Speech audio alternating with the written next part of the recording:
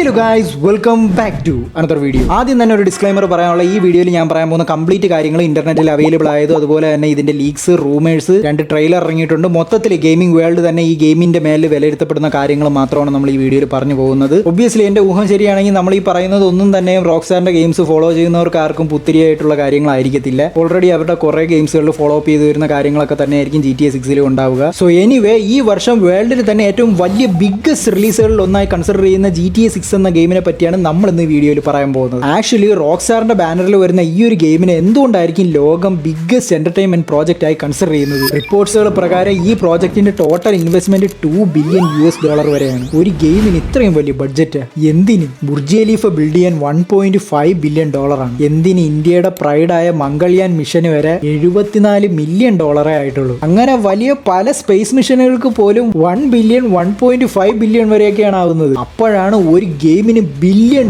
Level investment വരുന്നത്. മൊത്ത game ഇൻഡസ്ട്രികളിൽ തന്നെ ആയിരക്കണക്കിന് ഗെയിംസുകളുണ്ട്, സ്റ്റുഡിയോസ് ഉണ്ട്. അവർക്ക് ആർക്കും തന്നെ കിട്ടാത്തത് ഒരു സിംഗിൾ ഗെയിം പ്രോജക്റ്റിന് ഇത്ര അധികം മതിപ്പ്, ഇത്ര ഹൈപ്പ്, ഈ ഒരു കോൺഫിഡൻസ് അത് കിട്ടുന്നുണ്ടെങ്കിൽ ആ സ്റ്റുഡിയോയുടെ പേര് നിങ്ങളൊന്ന് ഓർത്തു വെക്കണം, റോക്സ്റ്റാർ ഗെയിംസ്. നമ്മൾ ഓറ എന്താണെന്ന് അറിയണം. ഈ വർഷം നവംബർ 18 റിലീസ് ചെയ്യാൻ സെറ്റ് ചെയ്തിരിക്കുന്ന ഈ ഒരു ഗെയിമിന് പ്രോപ്പർ മാർക്കറ്റിംഗ് പോലും ഇതുവരെ സ്റ്റാർട്ട് ആയിട്ടില്ല. പ്രീ ഓർഡേഴ്സ് തുടങ്ങിയിട്ടില്ല. ഗെയിം പ്ലേ ഫൂട്ടേജസുകളൊന്നും ഇറക്കി വിട്ടിട്ടില്ല. ആകെ ഇറക്കിയിട്ടുള്ള ഒരു 2 ട്രെയിലറുകൾ മാത്രമാണ്. ഇതിനെല്ലാത്തിലും ഉപരി ഇനി ഇത് നീട്ടി വയ്ക്കുകയോ ആ ഡേറ്റിൽ തന്നെ ഇറങ്ങുമെന്ന് പോലും ആർക്കും ഉറപ്പില്ല. എന്നിട്ട് ഇന്റർനെറ്റ് മുഴുവൻ ഈ ഗെയിം ഉണ്ടാക്കുന്ന ഓളം ചില്ലറയൊന്നുമല്ല. ഏത് പ്ലാറ്റ്ഫോമിൽ പോയി GTA 6 എന്ന് അടിച്ചു കഴിഞ്ഞാൽ ഈ ഗെയിമിന്റെ അപ്ഡേറ്റ്സുകൾ മാത്രം ഡെയിലി റിലീസ് ചെയ്യാൻ വേണ്ടിയിട്ട് സെപ്പറേറ്റ് പേജുകൾ വരെ തുടങ്ങി വെച്ചിട്ടുണ്ട്. അതും വേരിഫൈഡ് പേജുകൾ. അതിനൊക്കെ ലക്ഷക്കണക്കിന് ഫോളോവേഴ്സും ഉണ്ട് ഡെയിലി ഇതിന്റെ അപ്ഡേറ്റ്സുകൾ അറിയാൻ. ഈ ഹൈപ്പ് അവരുടെ സൈഡിൽ നിന്ന് വരുന്നതല്ല, ഇത് ആൾക്കാരുടെ ഇടയിൽ കിടന്ന് ഈ ഗെയിം ഉണ്ടാക്കുന്ന ഒരു ഹൈപ്പ് ഉണ്ട്. അത് എന്തുകൊണ്ടാണെന്നറിയാവോ? അതാണ് ഞാൻ നേരത്തെ പറഞ്ഞ ആ ഓറ. GTA 6 പറ്റി പറയുന്നതിന് മുമ്പ് റോക്സ്റ്റാറിന്റെ അണ്ടറിൽ വരുന്ന 2 ഗെയിമിനെ പറ്റി പറഞ്ഞേ പറ്റൂ. ഒന്ന് GTA 5, അതുപോലെ തന്നെ അവരുടെ RDR 2. ഈ പറയുന്ന 2 ഗെയിമും, RDR 2 പറ്റി പറയുകയാണെന്നുണ്ടെങ്കിൽ it's a benchmark. Gaming ഹിസ്റ്ററിയിലെ തന്നെ ഏറ്റവും ബെഞ്ച് മാർക്ക് എന്നുള്ള ലെവലിലാണ് RDR 2 കണക്കാക്കപ്പെടുന്നത്. 2017 18 ആണ് RDR 2 ഇറക്കുന്നത്. അവർ ഇന്ന് വർഷം 2026 ആയിട്ടും ടെക്നോളജി ഒക്കെ ഒരുപാട് മുന്നിലോട്ട് പോയിട്ടും ആർട്ടിഫിഷ്യൽ ഇന്റലിജൻസും കാര്യങ്ങളും ഉണ്ടായിട്ടും ആ ഗെയിമിന്റെ ഒരു ഫിസിക്സ് അത് മീറ്റ് ചെയ്യാൻ പറ്റുന്ന ഒരു ഗെയിം നിലവിൽ ഇറങ്ങിയിട്ടില്ല. ഇതിന്റെ സോഴ്സും തിരക്കി ആരും വരണ്ട. ഇതിന്റെ സോഴ്സ് എന്ന് പറയുന്നത് ആ ഗെയിം തന്നെയാണ്. അതുപോലെ തന്നെ GTA 5 2013 ഇറങ്ങിയ ആ ഗെയിം ഈ വർഷം 2026 ആയിട്ടും കോടാനുകോടി ഗെയിമേഴ്സാണ് ഇന്നും ആ ഗെയിം കളിക്കുന്നത്. സോ ആദ്യമേ നമുക്ക് മാപ്പിൽ നിന്ന് തുടങ്ങാം. GTA 6 വൈസ് സിറ്റി ഉണ്ടെന്ന് എല്ലാവർക്കും അറിയാം. പക്ഷെ നിങ്ങൾ ഈ കാണുന്ന മാപ്പ് വൈസ് സിറ്റി എന്ന സിറ്റി കൂടെ ഉൾപ്പെട്ടിരിക്കുന്ന ഒരു എൻറ്റയർ സ്റ്റേറ്റ് ആണ്. ആ സ്റ്റേറ്റിന്റെ പേരാണ് ലിയോണിഡ. റിയൽ വേൾഡിലെ അമേരിക്കയിലുള്ള ഫ്ലോറിഡ എന്ന സ്റ്റേറ്റിന്റെ സെയിം പകർപ്പാണ് ഈ ഗെയിമിലെ ലിയോണിഡ. ബീച്ചുകൾ, ഫോറസ്റ്റുകൾ, ഹൈവേസ്, ഐലൻഡ്സ്, മൗണ്ടൻസ് അങ്ങനെ തുടങ്ങി റോക്സ്റ്റാറിന്റെ ഹിസ്റ്ററിയിൽ തന്നെ ഓൾ ടെറൈൻ കവർ ചെയ്യുന്ന ഒരു മാപ്പ് ആദ്യമായിട്ടാണ് അവർ ഈ GTA 6 ഇംപ്ലിമെന്റ് ചെയ്ത് കൊണ്ടുവരുന്നത്. ഈ പറയുന്നതും പുതിയ കാര്യമല്ല. GTA 5 എടുക്കുകയാണെന്നുണ്ടെങ്കിൽ അമേരിക്കയിലെ ലോസ് ആഞ്ചൽസ് ആണ് അതിൽ ലോസ് സാന്റോസ് എന്ന രീതിയിൽ അവർ ആ മാപ്പിനെ രൂപകൽപ്പന ചെയ്തിട്ടുള്ളത്. GTA 5 കളിച്ച് തഴമ്പിച്ച ഒരു തന്നെ റിയൽ വേൾഡിൽ ലോസ് ആഞ്ചൽസിൽ കൊണ്ട് ഇറക്കി കൊടുത്തു കഴിഞ്ഞാൽ അവന് ഈസിലി അവിടുത്തെ വഴികളും കാഴ്ചകളും കണക്ട് ചെയ്യാൻ പറ്റും. അപ്പൊ അതുപോലെ തന്നെ ഒരു റീക്രിയേഷൻ ആണ് GTA 6 അവർ ഈ പറയുന്ന ഫ്ലോറിഡേനെ ലിയോണിഡ ആക്കി GTA 6 കൊണ്ടുവരുന്നത്. ഇനി GTA 6 സ്റ്റോറിയും ക്യാരക്ടേഴ്സിലോട്ടും വരാം. ഇവിടെയാണ് രണ്ടാമത്തെ പ്രത്യേകത വരുന്നത്. GTA ഹിസ്റ്ററിയിൽ ആദ്യമായിട്ടാണ് ഒരു ഫീമെയിൽ ലീഡ് ക്യാരക്ടർ വരുന്നത്. ലൂസിയ എന്നാണ് ആ ക്യാരക്ടറിന്റെ പേര്. ലൂസിയും പുള്ളിക്കാരത്തിന്റെ പാർട്ണർ ജെയ്സണും ചേർന്നുള്ള ഒരു modern Bonnie and Clyde style criminal love സ്റ്റോറിയാണ് GTA 6 പറയുന്നത്. എന്ന് വെച്ചാൽ സിംപ്ലാ പറഞ്ഞ ബോണി ആൻഡ് ക്ലൈഡെ എന്ന് പറയുന്ന ഒരു റിയൽ ലൈഫ് കപ്പിളിന്റെ പേരാണ്. അവരെന്ന് പറയുന്നത് 1930s അമേരിക്കയിൽ ഉണ്ടായിരുന്നവരാണ്. കപ്പിൾസ് ആയിരുന്നു. രണ്ടുപേരും ഒരുമിച്ച് ഈ പറഞ്ഞ കണക്ക് ക്രൈംസും കാര്യങ്ങളും റോബറി ഒക്കെ ചെയ്ത് അവരുടെ ഒരു നമ്മൾ മണി ഹീസ്റ്റ് ഒക്കെ കണ്ടിട്ടുണ്ടെങ്കിൽ ആ സെയിം സാധനം അപ്പോൾ റിയൽ ലൈഫിൽ അത് ഉണ്ടായിരുന്നതാണ്. സോ അവരുടെ ആ ഒരു സ്റ്റോറി മോഡേൺ വേൾഡിൽ ഈ പറയുന്ന കണക്ക് ജെയ്സണും ലൂസിയും ഒരു പരസ്പരം ഭയങ്കര ബോണ്ടിങ്ങും ട്രസ്റ്റഡ് ആയിട്ടുള്ള ഒരു പാർട്ണർ. അപ്പോൾ പാർട്ണറിന്റെ കൂടെയൊക്കെ അവരുടെ സ്നേഹവും അതുപോലെ തന്നെ ക്രൈംസും ഒരുമിച്ച് കൊണ്ടുപോകുന്ന തരത്തിലുള്ള ഒരു സ്റ്റോറി. ഇതിന്റെ ഗ്രാഫിക്സ് എന്ന് പറയുമ്പോൾ റോക്സ്റ്റാറിന്റെ സ്വന്തം റേജ് എഞ്ചിന്റെ അഡ്വാൻസ്ഡ് ആയിട്ടുള്ള ഏറ്റവും പുതിയ 9th ജനറേഷൻ ആണ് ഈ ഗെയിമിന് വേണ്ടിയിട്ട് അവർ യൂസ് ചെയ്തിട്ടുള്ളത്. ഒരുപാടധികം ചർച്ചകൾ നടന്നിട്ടുണ്ടായിരുന്ന അൺറിയൽ എഞ്ചിൻ 5 ആണ് ഇതിന് പവർ ചെയ്യുന്നതെന്ന്. നിങ്ങൾ അൺറിയൽ എഞ്ചിന്റെ ഫുട്ടേജ് ഒന്നും കണ്ടിട്ടില്ലെങ്കിൽ ജസ്റ്റ് യൂട്യൂബിൽ കയറിയിട്ട് അൺറിയൽ എഞ്ചിൻ ഫുട്ടേജ് എന്നൊക്കെ പറഞ്ഞൊന്ന് ജസ്റ്റ് ടൈപ്പ് ചെയ്ത് കൊടുത്തു കഴിഞ്ഞാൽ നമ്മളിതിന്റെ ഫുട്ടേജുകളൊക്കെ കണ്ടു കഴിഞ്ഞാൽ അവിടെ പോയി ചോദിക്കും ഇതൊക്കെ ഏത് സിനിമയിലെ സീനുകളാണെന്ന്. അത്രത്തോളം പ്യുവർ ഒറിജിനാലിറ്റി ലെവലിലാണ് ആ ഗ്രാഫിക്സ് വരുന്നത്. എപ്പിക് ഗെയിംസിന്റെ ആണ് ഈ പറയുന്ന അൺറിയൽ എഞ്ചിൻ 5 എന്ന് പറയുന്നത്. സോ അവരത് ലോഞ്ച് ചെയ്യുമ്പോൾ അത്രയും ഒരു പവർഫുൾ സാധനം മാർക്കറ്റിലുള്ളപ്പോൾ റോക്സ്റ്റാർ എന്ന് പറയുന്നത് എപ്പോഴും ബാക്കിയുള്ളവരിൽ നിന്ന് മാറി ചിന്തിക്കുന്ന തരം ഒരു സ്റ്റുഡിയോ ആണ് അവർ. അവരൊരിക്കലും തേർഡ് പാർട്ടി എഞ്ചിനെ അവരുടെ മെയിൻ ഗെയിംസുകളിലേക്ക് പവർ ചെയ്യാൻ അവർ കൊണ്ടുവരത്തില്ല. അതുകൊണ്ട് അവരുടെ സ്വന്തം റേജ് എഞ്ചിന്റെ തന്നെ അഡ്വാൻസ്ഡ് വെർഷൻ ആയിട്ടുള്ള 9th ജനറേഷൻ ഈ ഒരു GTA 6 വേണ്ടിയിട്ട് യൂസ് ചെയ്തിട്ടുള്ളത്. നമുക്ക് ട്രെയിലറുകൾ കണ്ടാൽ തന്നെ അതിന്റെ ക്വാളിറ്റി എത്രത്തോളം ആണെന്ന് മനസ്സിലാവും. ഓരോരുത്തരും നടക്കുന്ന രീതികൾ, അതുപോലെ തന്നെ ബോട്ടിലിനുള്ളിലെ ലിക്വിഡ്, ഈ പറയുന്നതിന്റെയൊക്കെ ഒരു ഫിസിക്സ് ഉണ്ടല്ലോ, അതൊക്കെ പക്കയായിട്ട് ആ ട്രെയിലറിൽ തന്നെ കാണാം. ഇനി എക്സാക്ട്ലി എങ്ങനെ ആയിരിക്കും എന്ന് നമുക്ക് ഗെയിം കളിക്കുമ്പോഴത്തേനേ നമുക്ക് അറിയാൻ പറ്റത്തുള്ളൂ. സോ ഇതാണ് ഗ്രാഫിക്സിന്റെ കാര്യം. അടുത്തതെന്ന് പറയുമ്പോൾ ഏകദേശം 65% ബിൽഡിങ്ങുകളിലായിരിക്കും നമുക്ക് എൻട്രി ചെയ്യാൻ പറ്റുന്നെന്നുള്ളത്. ശരിക്കും നമ്മളൊക്കെ GTA കളിക്കുമ്പോഴത്തേനും ഒരുപാട് കടകളുടെയും അതുപോലെ ഷോപ്പുകളുടെയൊക്കെ ഫ്രണ്ടിൽ നിന്നിട്ട് ഇതിന്റെയൊക്കെ അകത്തുനിന്ന് കയറാനും ഒന്ന് എക്സ്പ്ലോർ ചെയ്യാനും, GTA 5 ഒട്ടനധികം ബിൽഡിങ്ങുകളിലൊക്കെ നമുക്ക് കയറാൻ സാധിക്കും. എന്നാലും അതിനൊക്കെ ഒരു ലിമിറ്റേഷൻസും ഉണ്ട്. എല്ലാത്തിനും കയറാൻ പറ്റിയെങ്കിൽ എന്ന് നമ്മൾ വിചാരിച്ചിട്ടുണ്ട്, ഞാൻ ചിന്തിച്ചിട്ടുണ്ട്. RDR 2 വരുമ്പോഴത്തേനും മെജോറിറ്റി ഓഫ് സ്ഥലങ്ങളിലും കയറാനും ക്യാമ്പിലൊക്കെ കയറാനും ലൂട്ട് ചെയ്യാനും ഒക്കെ നമുക്ക് പറ്റും.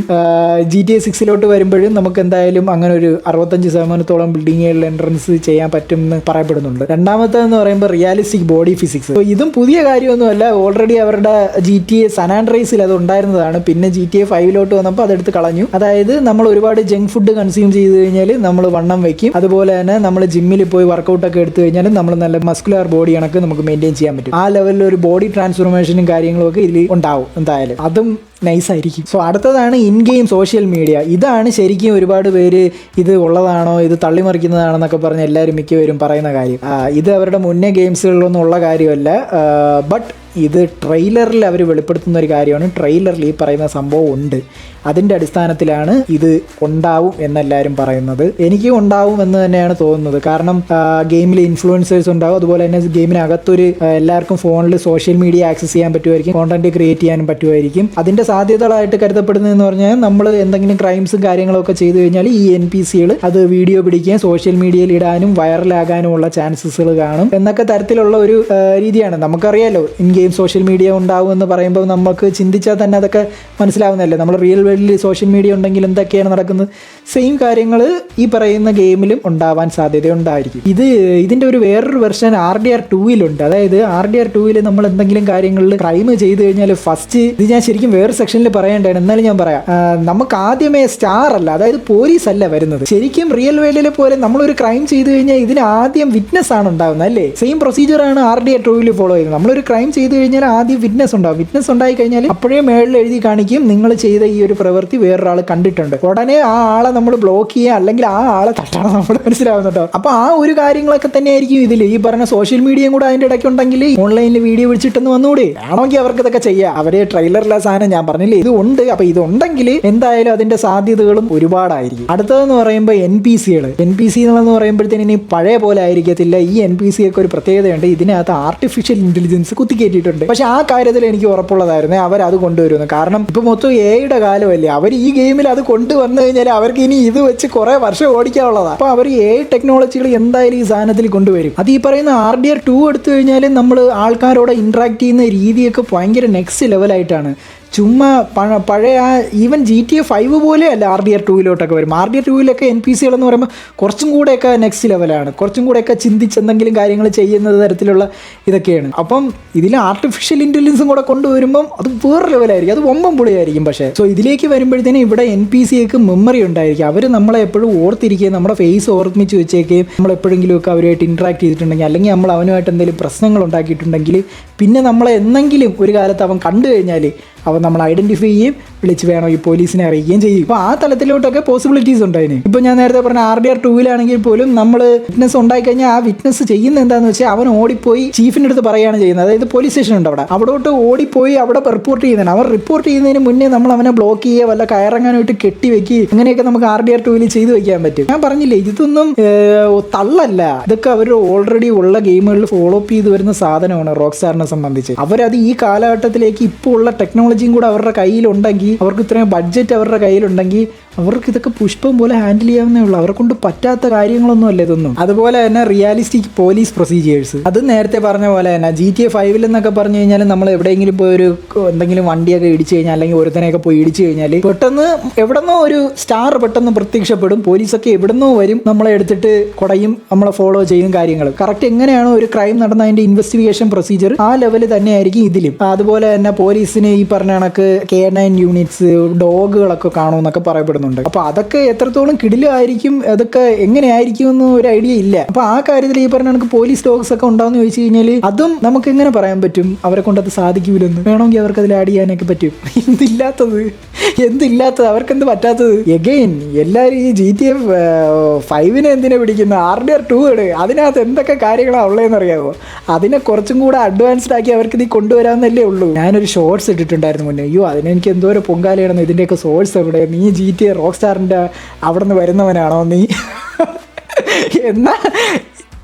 എന്നാൽ ഇതൊക്കെ കളിക്കുന്നവർക്കറിയാം ഈ പറയുന്ന കാര്യത്തിലൊക്കെ കാര്യങ്ങളുണ്ട്, അവർക്കൊണ്ട് പറ്റാത്ത കാര്യങ്ങളൊന്നും അല്ലെന്ന്. പോലീസ് നമ്മളെ പിടിക്കുന്ന രീതിയായാലും അതിനൊരു ടീം പ്ലാൻ ചെയ്ത് ഒരു സ്ട്രാറ്റജി ബിൽഡ് ചെയ്തൊക്കെ ആയിരിക്കും അവരുടെ ചേസും കാര്യങ്ങളും ഒക്കെ. ഇതും പുതിയതല്ല, ഇത് ആക്ച്വലി പഴയതൊക്കെ ഉള്ളതാണ്. ഈ പറയുന്ന കണക്ക് സ്ട്രാറ്റജി ഒക്കെ ബിൽഡ് ചെയ്ത് പിടിക്കാൻ പറ്റുന്നത്. നമ്മൾ കാറും എടുത്ത് പോകും, അത് വേറെ കാര്യം. പിന്നെ ചീറ്റ് കോഡ്സും കാര്യങ്ങളൊക്കെ ഒബ്വിയസ്ലി ഇതിലും കാണും. റോക്സ്റ്റാർ അവരുടെ ഗെയിംസിൽ ആ പറയുന്ന സാധനം വെക്കുന്നതാണ്. ഇതിലങ്ങനെ എടുത്തു കളഞ്ഞു കഴിഞ്ഞാൽ പിന്നെ ഒരുപാട് ടഫായി കഴിഞ്ഞാൽ എനിക്ക് GTA 5 എനിക്ക് ഇഷ്ടപ്പെടാത്തൊരു കാര്യമാണ്. നമുക്ക് അതിലൊന്നും ഒരു 5 സ്റ്റാർ ഒക്കെ ആയിക്കഴിഞ്ഞ് കഴിഞ്ഞാൽ ഉണ്ടല്ലോ നമുക്ക് ഒരു രക്ഷയും കാണത്തില്ല. നമ്മൾ എങ്ങനെ പോയാലും ഒരു പിടിക്കും. ഒരുപാടൊന്നും ഇട്ട് നമുക്ക് കിടന്ന് വരവാൻ പറ്റത്തില്ല. ചീറ്റ് കോഡൊക്കെ അടിച്ച് എന്തെങ്കിലും മോഡും കാര്യങ്ങളൊക്കെ അടിച്ച് കയറ്റി കഴിഞ്ഞാൽ ചാവാതെ എത്ര വേണോ നടക്കാം. പക്ഷേ മറ്റേ സാൻ ആൻഡ്രിയാസിലും ഒക്കെ വൈസ് സിറ്റിയിലൊക്കെ പിന്നെ പറയണ്ട, 5 അല്ല 6 വന്നു കഴിഞ്ഞാലും കിണ്ണ കണക്ക് പിടിച്ചിരിക്കാൻ പറ്റും. അടുത്തതെന്ന് പറയുമ്പം ഇതും നല്ല പ്രത്യേകത ഉള്ള ഒരു സാധനമാണ്. അതായത് നമ്മൾ ഈ മാപ്പിൽ നമ്മൾ കളിക്കുന്ന എൻ്റെ ഗെയിമിൽ ആ വേൾഡിൽ നമ്മൾ ഉണ്ടാക്കുന്ന ചേഞ്ചസ്, മാറ്റങ്ങൾ, അതായത് നമ്മളിപ്പോൾ വഴിയെ പോകുന്ന ഒരു പെട്രോൾ പമ്പ് അങ്ങ് കത്തിച്ച് നാളെ അതുവഴി വരുമ്പോഴത്തേനും മറ്റേ ഗെയിമുകളിൽ എങ്ങനെ വൈസ് സിറ്റി സാൻ ആൻഡ്രിയാസിലൊക്കെ ആണെങ്കിൽ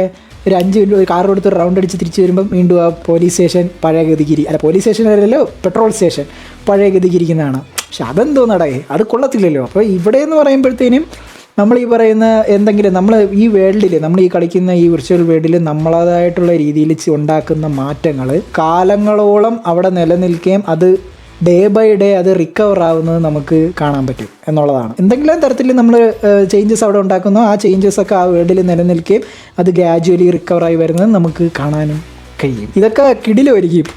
എന്ത് ആരും എല്ലാവർക്കും അങ്ങ് ഒരുമാതിരി ഇതൊക്കെ തള്ളായിരിക്കും എന്നുള്ളത്. ഇതിൽ നിന്നും കുറെ കാര്യങ്ങളൊക്കെ ഉണ്ട്. ഇതിൽ നിന്ന് നെക്സ്റ്റ് ലെവലിൽ കിടിലം സാധനങ്ങളുണ്ട്. ഞാൻ പറയാത്തതാണ് അവരെ കൊണ്ട് എന്ത് പറ്റാത്തത്. എനിക്ക് എപ്പോഴും പേഴ്സണലി അത്ഭുതമായിട്ട് തോന്നിയിട്ടുള്ള GTA 5 ഒന്നുമല്ല, പലർക്കും GTA 5 ആണ് ഭയങ്കര ഇത്. ഞാൻ കണ്ണും തള്ളി ഇരുന്നത് ആ മറ്റേ RDR 2 അതൊരിത്തിരി സ്ലോ ബേസ് ആണ്. പടം ഒത്തിരി പടമല്ല, പടം കണക്ക് തന്നെ ഗെയിം. ഒരു ലെവൽ എത്തുന്ന വരെ നമ്മൾ ഇച്ചിരി സഹിച്ച് തന്നെ ഇരിക്കണം. എന്നിരുന്നാലും ആ ഗെയിമിന്റെ ഒരു പശ്ചാത്തലമുണ്ട്, ആ ഒരു എൻവയോൺമെന്റും അതിന്റെ ഒരു ഡിസൈനിങ്, അതിന്റെ ഒരു എന്ത് രസമാണെന്നറിയാവോ ആ ഗെയിമിനകത്ത്.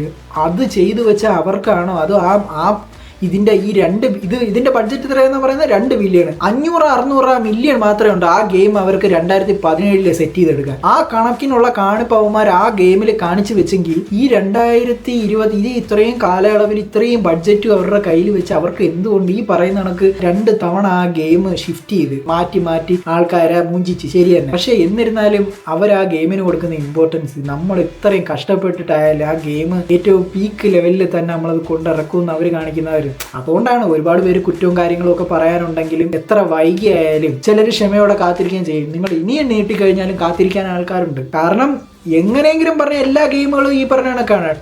സമയമാണ് ഏറ്റവും വലിയ ഇമ്പോർട്ടൻ്റ്. അത് ഏത് പ്രോസസ് ആയാലും, അത് ഗെയിം എന്നല്ല, ഒരു പ്രോജക്റ്റ്, ഒരു കാര്യത്തിന് അതിൻ്റെ ഏറ്റവും മികവിൽ കൊണ്ടെത്തിക്കുക എന്ന് പറയുന്നത് നമുക്ക് ഏറ്റവും അതിൻ്റെ ആവശ്യം എന്ന് പറയുന്നത് സമയമാണ്. സമയം കിട്ടിക്കഴിഞ്ഞാൽ എല്ലാം ആ സമയം ഇതിനും കൊടുക്കുക എന്നുള്ളതാണ്. പക്ഷെ എൻ്റെ ആഗ്രഹം ആ ഗെയിം അതിൻ്റെ ഏറ്റവും നല്ല ലെവലിൽ തന്നെ അത് ഇറക്കണം എന്നാണ് എൻ്റെ ഒരു ആഗ്രഹം.